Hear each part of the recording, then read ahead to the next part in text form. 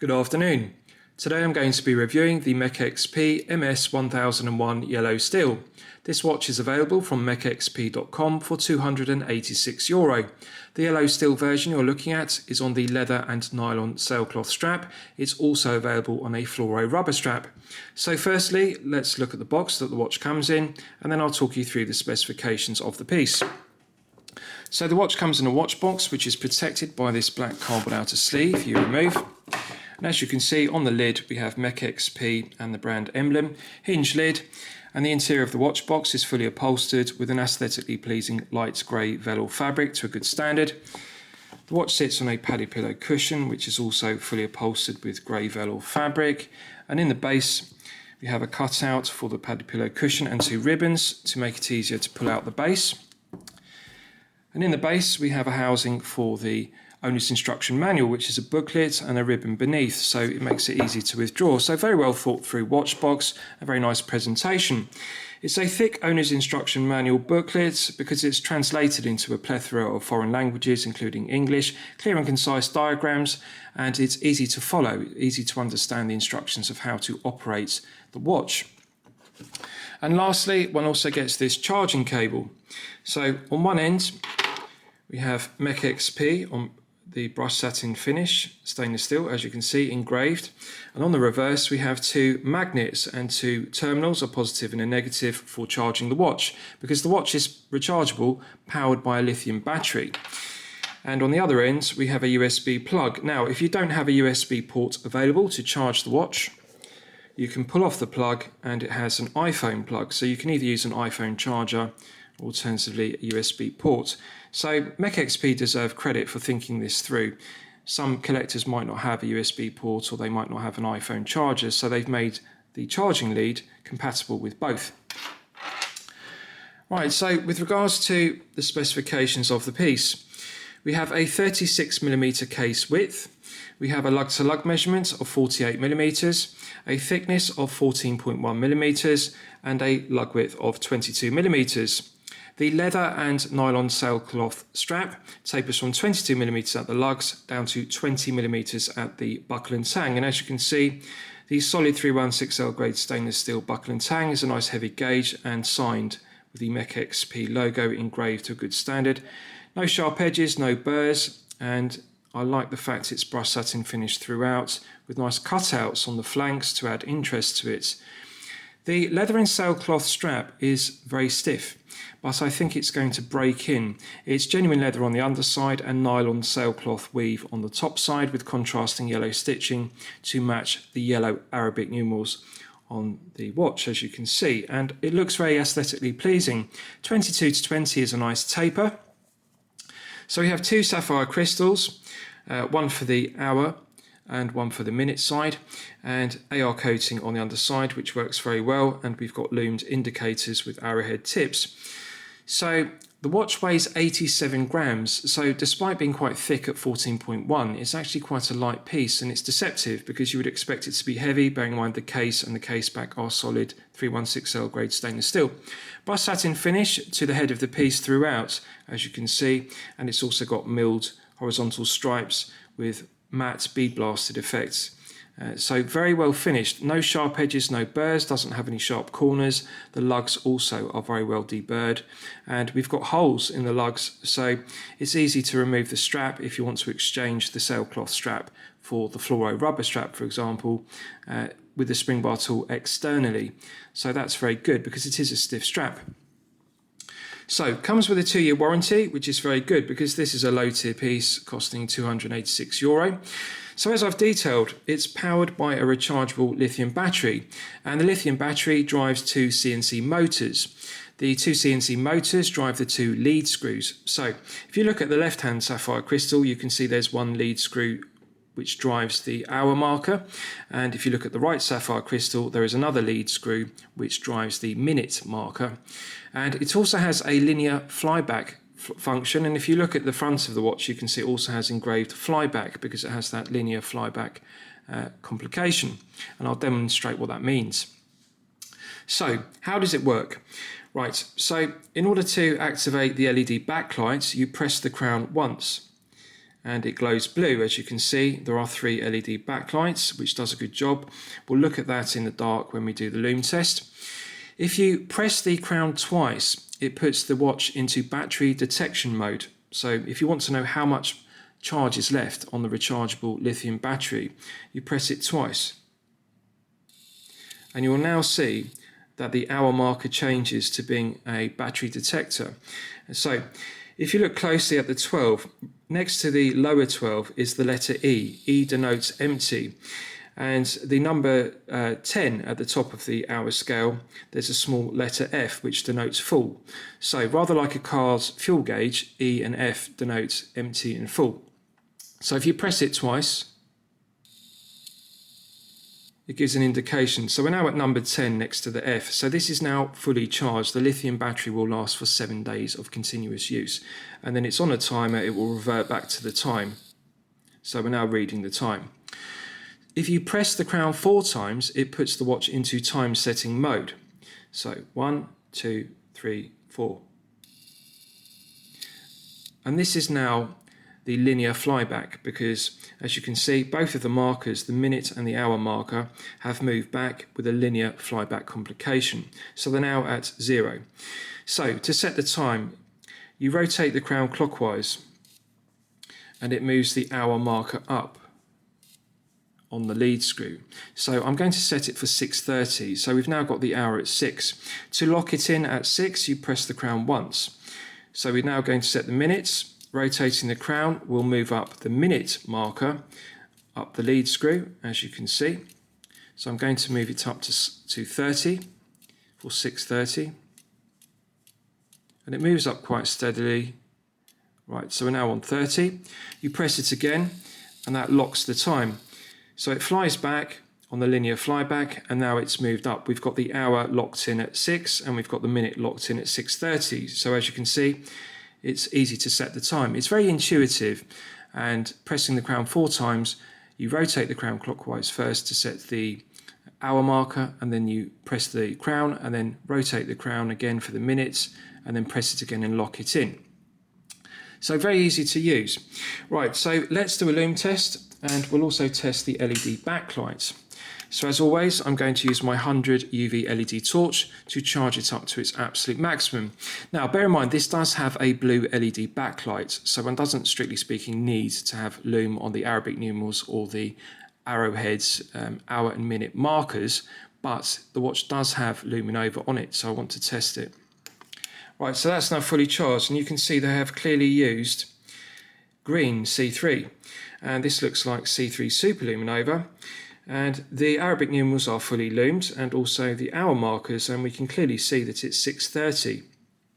Now, if I press the crown once, it will activate the LED backlight. There are 3 LEDs which glow blue. And as you can see, that's very potent. So the Loom does work, C3 Super Luminova, as you can see. The backlight is on a timer, so you can read it without the LED backlight, but pushing the backlight does give it a nice bright look. And due to the AR coating on the underside, it's clearly legible. You can see 6:30 using the LED backlight, which is on a timer.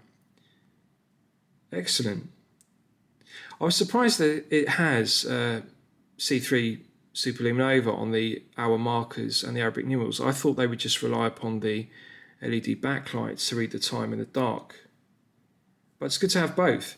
So it works very well, very impressive, and the performance of the Super Luminova is acceptable. I think it's good, bearing in mind it has the LED backlight. So clearly legible in the dark, clearly legible in the day. Right, so I'll show you the case back and the battery charging terminals, and how you attract the plug to it. But first I'll just show you the underside to the genuine leather strap. It has 22 to 20, which is the taper. Flawless stitching, which is done to a good standard around the edge of it. And plenty of holes in the strap to allow for getting the correct length. This will fit up to a 7.5 inch wrist. It just fits my 8 inch wrist, but the end of the strap is a fraction too short, which I'll show you. Now, as you can see, we don't have quick release spring bars, and I think that MECEXP could enhance this piece by including quick release spring bars, but however they have got external holes in the lugs, so you can press in a spring bar tool externally because it's quite difficult to change these kind of stiff straps which are made from leather and also nylon sailcloth. There's not much give in them, so it's easy to damage the lugs when you press in a spring bar to try and prise the strap out. But by having the holes in the lugs, it means you can depress the spring bar externally. But I think quick release spring bars would be an enhancement. Matte finish to the genuine leather, which is very stiff. And on the buckle and tang side, it's embossed with MECEXP. So it's very well finished. We've got two keepers, one's fixed, one slides, and it is stiff, but I think it will break in. Buckle and tang is good quality, no sharp edges. So this is the case back. It's matte bead-blasted effect to it, and as you can see, MECEXP, and we've got the reference number MS1001. So we've got two magnets on the back of the case back, which is flat. So I'll show you. If you try to put the charging plug on the wrong way, the positive and the negative terminals incorrectly on the lithium battery, the magnets repel, so it doesn't allow you to stick it on the wrong way round and therefore short the battery. If you get it the correct way up, and the easy way of telling is it has MECEXP engraved on the case back and also MECEXP engraved on the charging plug, it will attract. So the battery, the two magnets attract each other when the plug is the correct way up, and they repel each other when it's upside down. And it attaches like that. Now when it's charging, the LED backlight glows green rather than blue to tell you that it's charging.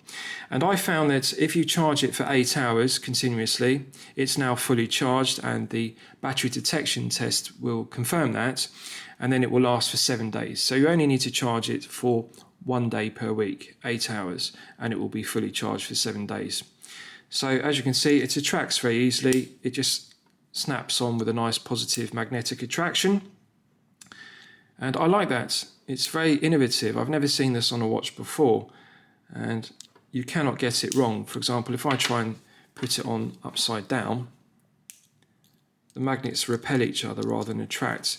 So even if you don't look at the engraved MECEXP and the engraved MECEXP on the plug, you'll know intuitively which is the right way up because it will stick on when it's correct. So very easy to charge off a USB port, or alternatively an iPhone charger. So we have 6 flathead screws which secure the case back. Now, as this is rechargeable and it's lithium battery powered, of course, it's not recommended to get the watch wet, and therefore it doesn't have a water resistance rating. I would advise that you don't get the watch wet because you could short out the battery and the terminals. So it's clearly not meant to be a water resistant piece. This is strictly a daily wear piece. Now I'll give you a wrist shot and you can see how it fits on my 8-inch wrist. Now, as I've detailed, this leather and nylon sailcloth strap will fit up to a 7.5-inch wrist comfortably. I have a large 8-inch wrist, and as you can see, I could just engage the end of the strap in the first fixed keeper of the two. But in order for it to fit my wrist, it would need to be 1/2 inch longer. So I'm confident it will fit up to a 7.5-inch wrist, no problem whatsoever. If you have a 6 to 7.5-inch wrist, the strap will suffice. The fluoro rubber strap is also the same length, so again, it will fit a 6 to 7.5-inch wrist. Buckle and tang looks good, no sharp edges to it. Sailcloth is quite stiff, but I think it will break in. Now it's deceptive because it does look like a large piece which wears with wrist presence. Because it is thick, it does sit tall on the wrist. But due to the angular profile of the two sapphire crystals, it actually sits lower on the wrist at the edges than you would expect. In the centre section, at its tallest point, it is 14.1. And it's going to be difficult to slip underneath the shirt cuff due to the tall flanks of the case with those horizontal milled stripes, as you can see. Aesthetically pleasing, I like the brushed satin finish to it. The contrasting yellow Arabic numerals, which are loomed with C3 Superlume Nova, they are clearly legible, as you can see. And the AR coating on the underside of the sapphire crystals does work very well to reduce the glare and the highly reflective nature. So good looking piece. I think it's very interesting. The two arrowhead markers are very well proportioned. One can clearly read that it is 6:30 and it's actually now 6:32. So you do get used to it. It does take some time, but you do get used to looking at the hour markers. So 14.1, tall piece. Now the thing is, it is only 36 millimeters wide. And it's not a particularly long piece, it's 48, and I've previously referred to 48 as being the sweet spot. It's the perfect lug-to-lug measurement, regardless of whether you have a 6 to 7 inch wrist or a 7 to 8 inch wrist respectively. So although it's a tall piece, it's not very long. The case is 48, which is perfection. And I like that it's only 36. So they haven't made it too wide, and therefore it doesn't sit like a large block of stainless steel on the wrist. 87 grams is very lightweight, so it does feel comfortable. It's actually surprising. Legibility is good, and I like the look of the brush satin finishing, which is done to a good standard, and flyback engraved adds interest to it. So interesting piece, unusual, and I think that it's novel. It's something I haven't seen before. So are there any negatives to the piece? Well, as I've detailed, the only upgrade I would make is the addition of quick release spring bars, because these leather and nylon sailcloth straps are very thick and stiff, and it's very hard to remove these. Even with a spring bar tool externally, one has to really press in the spring bar. They're quite difficult to compress the straps to actually withdraw them from the lugs.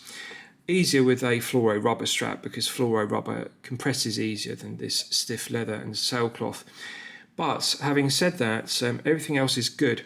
The matte speed blasted case back is finished to a good standard, no sharp edges, no burrs to it, and it does feel very smooth and comfortable against the wrist. 14.1 is quite thick, and I appreciate it has to house a rechargeable lithium battery, 2 CNC motors, and also the 2 lead screws. So there is a lot of mechanism in there, so they obviously need the 14.1 millimeters of depth in order to house 2 motors and 2 lead screws. It is aesthetically pleasing, and it is nice to look at the 2 lead screws, especially when setting the time, which I'll do again, pressing the crown 4 times. It's nice to see that linear flyback. It does add interest. And with regards to setting the time, one thing I didn't show you is you can move the hour markers up and down. For example, you don't have to advance it all the way to 12 to get it to fly back to 0 again if you make a mistake on setting the time. So with the hour, it's easy to move it up and down quickly because the linear screw moves very quickly. But with the minutes, it takes longer. So I'll just lock in the hour. So I'm now setting the minutes again. When you're setting the minutes, you have to rotate the crown more. The lead screw takes longer to move the minute marker up the scale. But again, you can rotate it anti-clockwise to bring it back down the lead screw if you make a mistake. And it feels smooth, both up and down the scale, both on the hour and the minute lead screws respectively. Locking it in, you just press it once, fly back, and then it comes back up to the time, and then you press it once and it lights up the 3 LED backlights, as you can see. So it works very well, and it's intuitive. Once you've set the time once, you get used to it, pressing the crown 4 times and then pressing it once and pressing it once. It's done. So it's actually very easy to do. You don't have to follow the instructions. And again, I'll show you the battery detection mode. Again, it's intuitive. You press the crown twice and you just look at the hour marker. It's now at number 10, F for fully charged. And if it's at the bottom, you know it's empty, so it needs to be charged again for 8 hours. And then it's on a timer, it reverts back to the time, as you can see. So very well thought through, very user-friendly, right down to the plug, which simply snaps on. You can't put it on upside down, so you don't even need to look at the engraving of MECEXP. It snaps on when it's the right way up, as you can see. Very user-friendly watch if you're not technically minded, and I like it. I think that it's an aesthetically pleasing piece. The 2 sapphire crystals add interest to it. Legibility is good. C3 luminova, super luminova is acceptable, and the LED backlight works very well in the dark, as you can see. So I'm going to say it's good quality and good value at €286. I'm not going to say excellent quality and excellent value, because really, to be perfect, it does need those stainless steel quick release spring bars, and I think that they could improve on the strap to make it more soft and supple, because this leather and sailcloth strap is rather stiff. But good quality and good value. I hope you've enjoyed my review of the MECEXP MS1001. Please feel free to post your own comments below the video.